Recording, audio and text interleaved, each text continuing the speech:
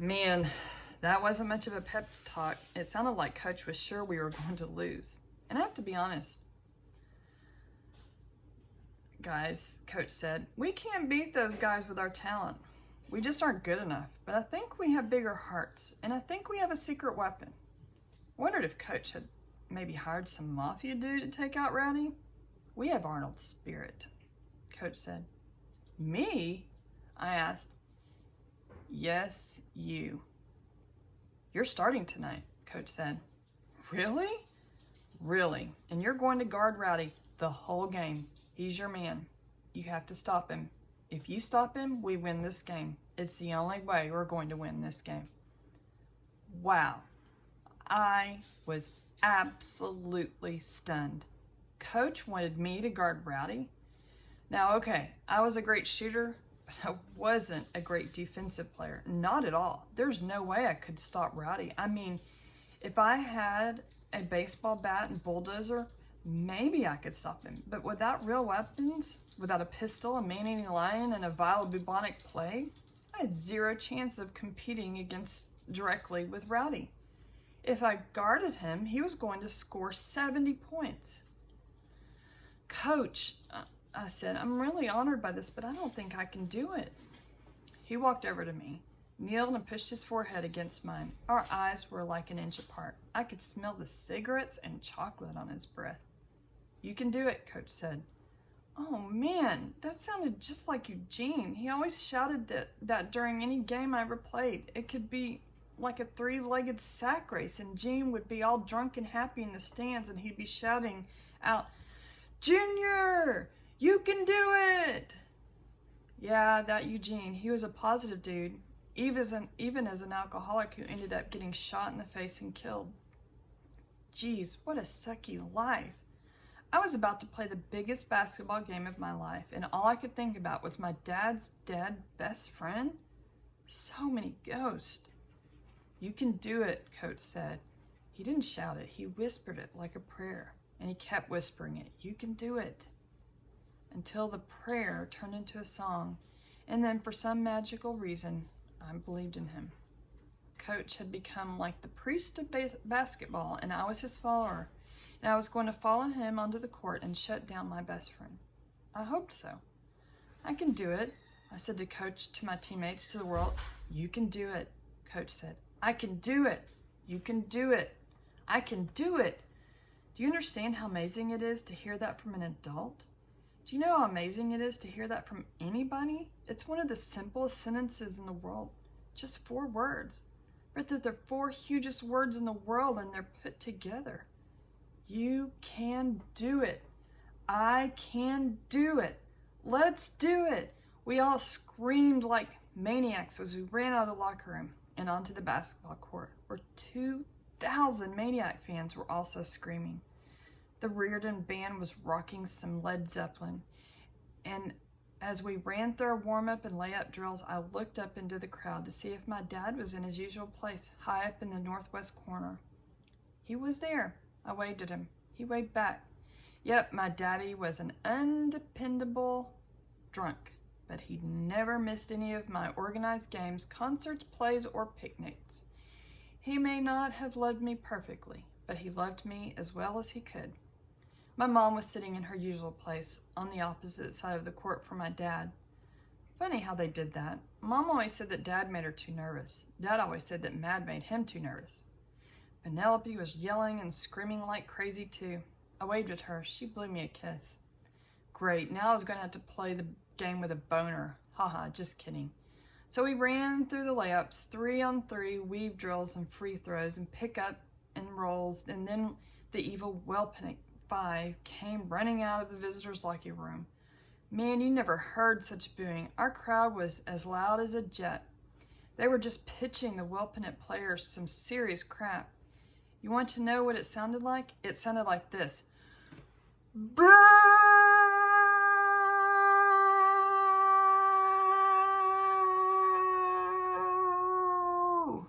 We couldn't even hear each other. I was worried that all of us were going to have permanent hearing damage. I kept glancing over at Wellpenick as they ran their layup drills, and I noticed that Rowdy kept glancing over at us, at me. Rowdy and I pretended that we weren't looking at each other, but man, oh man, we were sending some serious hate signals across the gym. I mean, you have to love somebody that much to also hate them that much. Our captains, Roger and Jeff, ran out to the center of the circle to have the game talk with the refs. Then our band played the Star-Spangled Banner. And then our 5 starters, including me, ran out to the center circle to go battle against Wellpennett's 5. Rowdy smirked at me as I took my position next to him. "Wow," he said.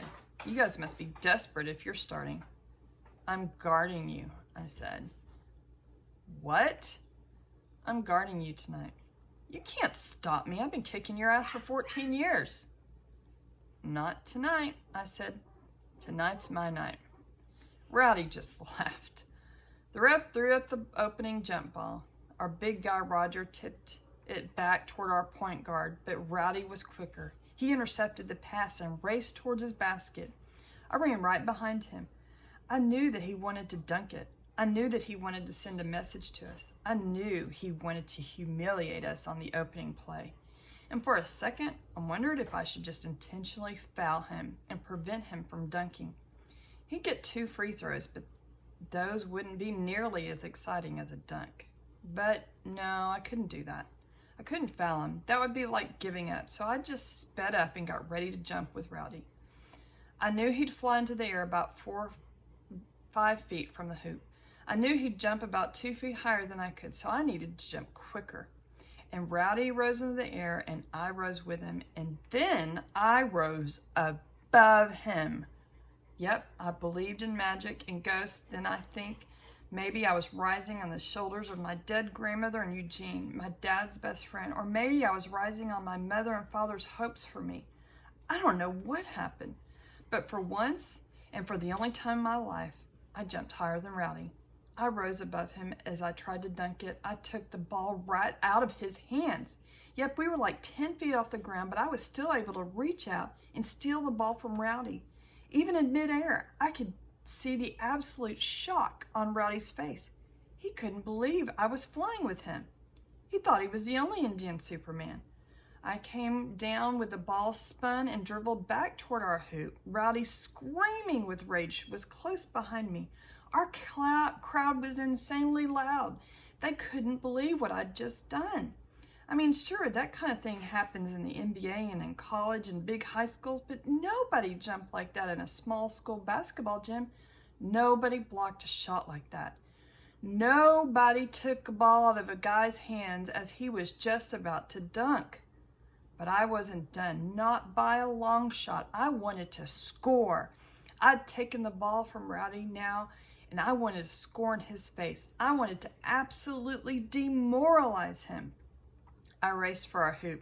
Rowdy was screaming behind me. My teammates told me that later that I was grinning like an idiot as I flew down the court. I didn't know that. I just knew I wanted to hit a jumper in Rowdy's face. Well, I wanted to dunk on him, and I figured with the crazy adrenaline coursing through my body, I just might be able to jump over the rim again. But I think part of me knew that I'd never jump like that again. I only had that one epic jump in me. I wasn't a dunker, I was a shooter.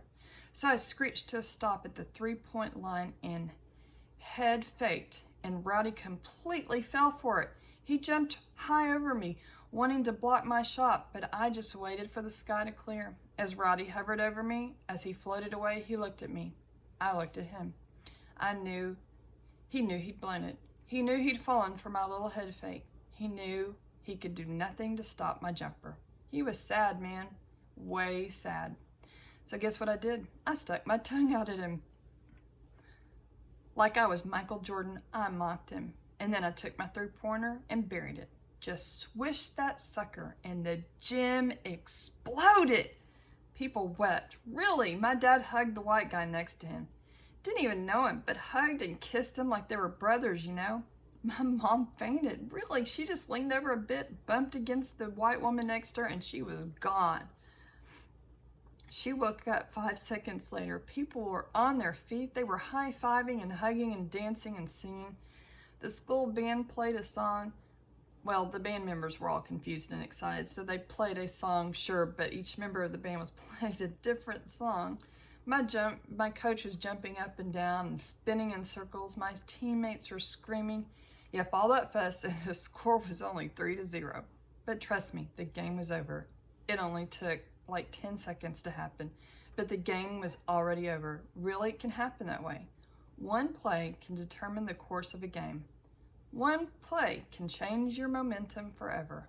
We beat Welpinett by 40 points. Absolutely destroyed them. That three-pointer was the only shot I took that night, the only shot I made. Yep, I only scored 3 points, my lowest point total of the season. But Rowdy only scored 4 points. I stopped him. I held him to 4 points, only 2 baskets. He scored on a layup in the first quarter when I tripped over my teammate's foot and fell. He scored in the fourth quarter with only 5 seconds left in the game when he stole the ball from me and raced down for a layup. But I didn't even chase him down because we were ahead by 42 points. The buzzer sounded. The game was over. We had killed the Redskins, yet we had humiliated them. We were dancing around the gym, laughing and screaming and chanting. My teammates mobbed me. They lifted me up on their shoulders and carried me around the gym. I looked for my mom, but she fainted away. She'd fainted again, so they'd taken her outside to get some fresh air. I looked for my dad. I thought he'd be cheering, but he wasn't. He wasn't even looking at me. He was all quiet-faced as he looked at something else, so I looked at what he was looking at. It was the Welpinett Redskins lined up at their end of the court as they watched us celebrate our victory. I whooped. We had defeated the enemy. We had defeated the champions. We were David who had thrown a stone in the brain of Goliath. And then I realized something. I realized that my team, the Reardon Indians, was Goliath. I mean, geez, all of the seniors on our team were going to college. All of the guys on the team had their own cars. All the guys on our team had iPods, cell phones, and PSPs, and 3 pairs of blue jeans, and 10 shirts, and mothers and fathers who went to church and had good jobs. Okay, so maybe my white teammates had problems, serious problems, but none of their problems was life-threatening. But I looked over at the Welpinett Redskins at Rowdy. I knew that 2 or 3 of those Indians might not have eaten breakfast that morning. No food in the house. I knew that 7 or 8 of those Indians lived with drunken mothers and fathers. I knew that one of those Indians had a father who dealt crack and meth. I knew 2 of those Indians who'd fathers in prison. I knew that none of them was going to college, not one of them. I knew that Rowdy's father was probably going to beat the crap out of him for losing this game. I suddenly wanted to apologize to Rowdy, to all the other Spokanes. I was suddenly ashamed that I wanted so badly to take revenge on them. I was suddenly ashamed of my anger, my rage, and my pain. I jumped off my white teammate's shoulders and dashed into the locker room. I ran into the bathroom, into the toilet stall, and threw up. And then I wept like a baby. Coach and my teammates thought I was crying tears of happiness, but I wasn't. I was crying tears of shame. I was crying because I had broken my best friend's heart. But God has a way of making things even out, I guess. Welpinett never recovered from their losses to us. They only won a couple more games the rest of the season and didn't qualify for the playoffs. However, we didn't lose another game in the regular season and were ranked #1 in the state as we headed into the playoffs. We played Almira Cooley Heartline, this tiny farm town team, and they beat us when this kid named Keith hit a crazy half-court shot at the buzzer. It was a big upset. We all cried in the locker room for hours. Coach cried too.